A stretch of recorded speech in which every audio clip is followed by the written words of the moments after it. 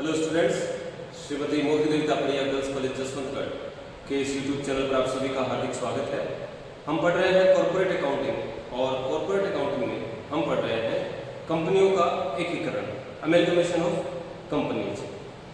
कल की क्लास में हमने एकीकरण के बारे में जाना कि एकीकरण किसे कहते हैं। तो कल हमने बात की कि दो या दो से अधिक कंपनियों का समापन कर एक नई कंपनी की स्थापना एकीकरण कहलाती है। तो वर्तमान में कार्य कर रही दो कंपनियां, दो या दो से अधिक कंपनियों का समापन कर, यानी कि दो या दो से अधिक कंपनियों का अस्तित्व समाप्त कर दिया जाता है और उनके स्थान पर एक नई कंपनी की स्थापना कर दी जाती है। तो जिससे एक नई कंपनी अस्तित्व में आ जाती है, इसे कंपनियों का एकीकरण कहा जाता है। जिन कंपनियों का समापन हुआ है, जिन कंपनियों का अस्तित्व नहीं रहा, वे कंपनियां अपने व्यवसाय को, यानी कि अपनी संपत्तियों और दायित्वों को नई कंपनी को बेचेगी। इसलिए जो समापन में गई कंपनियां हैं, पुरानी कंपनियां, वे विक्रेता कंपनियां या हस्तांतरक कंपनियां कहलाती है, क्योंकि ये अपने व्यवसाय का, अपनी संपत्तियों और दायित्वों का हस्तांतरण नई कंपनी को करती है। इसलिए समापन में गई कंपनियां विक्रेता कंपनियां या हस्तांतरक कंपनियां कहलाती है। जबकि जो नई कंपनी है, नई कंपनी पुराने कंपनियों के व्यवसाय को खरीदती है, संपत्ति और दायित्वों को खरीदती है। इस वजह से नई कंपनी क्रेता कंपनी कहलाती है और पुरानी कंपनियों की संपत्ति और दायित्वों का हस्तांतरण नई कंपनी को किया जाता है। इस वजह से जो नई कंपनी अस्तित्व में आई है एकीकरण के फलस्वरूप, इस कंपनी को हस्तांतरित कंपनी कहा जाता है। तो ये जो पुरानी कंपनियां हैं, ये पुरानी कंपनियां विक्रेता या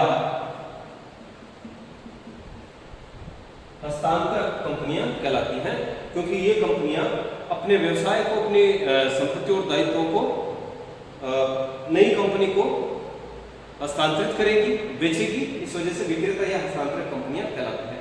और जो नई कंपनी है, ये नई कंपनी पुरानी कंपनियों के, जिन कंपनियों का समापन हुआ है, उनके व्यवसाय को या संपत्ति और दायित्वों को खरीदेगी। इस वजह से क्रेता कंपनी कहलाती है। और हम ऐसा कहें कि जो समापन में गई कंपनियां हैं, उसके व्यवसाय को, उनके व्यवसाय को या उनकी संपत्ति और दायित्वों को नई कंपनी को हस्तांतरण किया जाएगा। इस वजह से जो नई कंपनी अस्तित्व में आई है एकीकरण के फलस्वरूप, वह कंपनी हस्तांतरित कंपनी कहलाती है। नई कंपनी एकीकरण के फलस्वरूप जो नई कंपनी अस्तित्व में आई है, उसको हम क्रेता कंपनी कहेंगे। और जो पुरानी कंपनियां हैं, जिनका समापन हो चुका है एकीकरण के फलस्वरूप, उन्हें हम विक्रेता कंपनियां कहेंगे। तो क्रेता कंपनी द्वारा विक्रेता कंपनियों की संपत्तियों और दायित्वों को खरीदने के बदले विक्रेता कंपनी के अंशधारियों को कुछ भुगतान किया जाएगा और उस भुगतान को क्रय प्रतिफल, परचेज कंसिडरेशन कहा जाता है। तो इससे पिछली क्लास में हमने एकीकरण का अर्थ समझा कि एकीकरण किसे कहते हैं। आज की क्लास में हम एकीकरण के प्रकारों की बात करेंगे। तो एकीकरण के प्रकार, तो एकीकरण के दो प्रकार हो सकते हैं। दो प्रकार से कंपनियों का एकीकरण किया जा सकता है, जिनमें पहला है विलय की प्रकृति का एकीकरण, amalgamation in nature of merger, विलय की प्रकृति का एकीकरण। अब विलय की प्रकृति के एकीकरण की कुछ विशेषताएं हैं। तो विलय की प्रकृति के एकीकरण की निम्न विशेषताएं हैं। पहला, समस्त संपत्तियों एवं दायित्वों का हस्तांतरण, ये पहली विशेषता है। विलय की प्रकृति का एकीकरण कब माना जाता है? जब विक्रेता कंपनियों की समस्त संपत्तियों और समस्त दायित्वों, यानी कि संचयों सहित समस्त संपत्तियों और समस्त दायित्वों का हस्तांतरण क्रेता कंपनी को कर दिया जाता है। यानी विक्रेता कंपनी की समस्त संपत्तियां और दायित्व अब क्रेता कंपनी की संपत्तियां और दायित्व बन जाती है।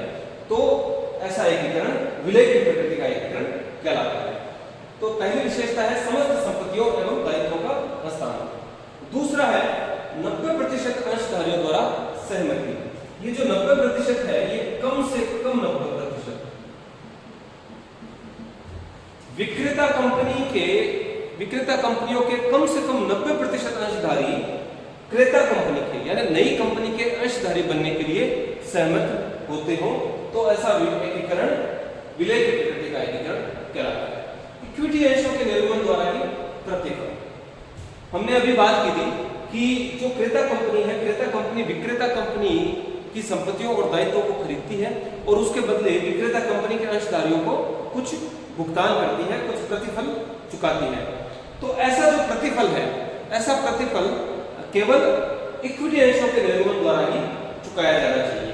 तो अगर क्रय प्रतिफल का भुगतान केवल इक्विटी अंशों के निर्गमन द्वारा ही किया जाता है क्रेता कंपनी द्वारा, तो ऐसा जो एकीकरण है वो विलय की प्रकृति का एकीकरण कहलाता है। व्यवसाय का संचालन। विलय की प्रकृति के एकीकरण में क्रेता कंपनी द्वारा विक्रेता कंपनियों के पुराने व्यवसाय को आगे भी जारी रखा जाता है। विक्रेता कंपनी के व्यवसाय को क्रेता कंपनी द्वारा चलाया जाता है, संचालन किया जाता है। और पांचवी विशेषता है संपत्तियों एवं दायित्वों का पुस्तक मूल्य पर हस्तांतरण। जब क्रेता कंपनी विक्रेता कंपनियों की संपत्तियों और दायित्वों को खरीदती है तो उनमें किसी प्रकार का कोई परिवर्तन नहीं करती, यानी कि उन संपत्तियों और दायित्वों के मूल्यों में कोई भी एडजस्टमेंट नहीं करती, किसी प्रकार का कोई परिवर्तन नहीं करती। उन संपत्तियों और दायित्वों को क्रेता कंपनी द्वारा पुस्तक मूल्य पर ही खरीदा जाता है और अपनी पुस्तकों में उनके पुस्तक मूल्य पर ही दिखाया जाता है, किसी प्रकार का कोई परिवर्तन नहीं किया जाता। तो संपत्तियों एवं दायित्वों का पुस्तक मूल्य पर हस्तांतरण अगर किया जाता है तो ऐसा जो एकीकरण है वो विलय की प्रकृति का एकीकरण कहलाता है। तो विलय की प्रकृति का एकीकरण कब कहा जाएगा, कब माना जाएगा, उसके लिए कुछ शर्तें हैं, कुछ विशेषताएं हैं। तो पहली शर्त है समस्त संपत्तियों और दायित्वों का हस्तांतरण। विक्रेता कंपनी की समस्त संपत्तियों और दायित्वों का हस्तांतरण क्रेता कंपनी को कर दिया जाना चाहिए। 90% अंशधारियों द्वारा सहमति।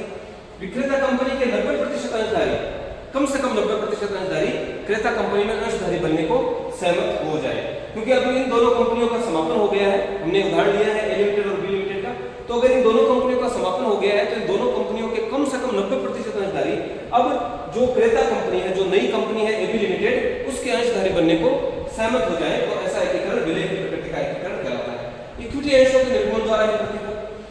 क्रेता कंपनी द्वारा विक्रेता कंपनी के अंशधारियों को जो भुगतान किया जाएगा संपत्तियों और दायित्वों के क्रय के बदले, वह भुगतान केवल इक्विटी अंशों के द्वारा ही किया जाना चाहिए। और विक्रेता कंपनी के पुराने व्यवसाय को क्रेता कंपनी द्वारा संचालित किया जाता है और संपत्तियों और दायित्वों को पुस्तक मूल्य पर लिया जाता है, उनके मूल्यों में किसी प्रकार का कोई समायोजन नहीं किया जाता। अगर ये सारी शर्तें पूरी कर दी जाती हैं एकीकरण में तो ऐसा एकीकरण विलय की प्रकृति का एकीकरण कहलाता है। Amalgamation in nature of merger कहलाता है। और एकीकरण का दूसरा प्रकार है क्रय की प्रकृति का एकीकरण। तो क्रय की प्रकृति के एकीकरण में जो क्रेता कंपनी है वह अपनी इच्छा अनुसार संपत्तियों और दायित्वों को खरीदती है। कहने का मतलब यह है कि अगर इन शर्तों में से विलय की प्रकृति के एकीकरण की शर्तों में से अगर कोई सी भी एक शर्त पूरी नहीं होती तो ऐसा एकीकरण क्रय की प्रकृति का एकीकरण कहलाता है। क्रय की प्रकृति के एकीकरण में जो क्रेता कंपनी है, जिस एकीकरण के फलस्वरूप जो कंपनी नई स्थापित हुई है, वह अपनी इच्छा के अनुसार अपनी शर्तों पर विक्रेता कंपनी की संपत्तियों और दायित्वों को खरीदती है। यानी कि विलय की प्रकृति के एकीकरण की किसी भी एक शर्त को अगर पूरा ना करे तो ऐसा एकीकरण क्रय की प्रकृति का एकीकरण कहलाता है। आज की क्लास में इतना ही। मैं आशा करता हूं कि आज की क्लास में हमने जो पढ़ा आपको अच्छे से समझ में आया होगा। इस वीडियो को लाइक कीजिए, शेयर कीजिए, हमारे YouTube चैनल को सब्सक्राइब कीजिए। धन्यवाद।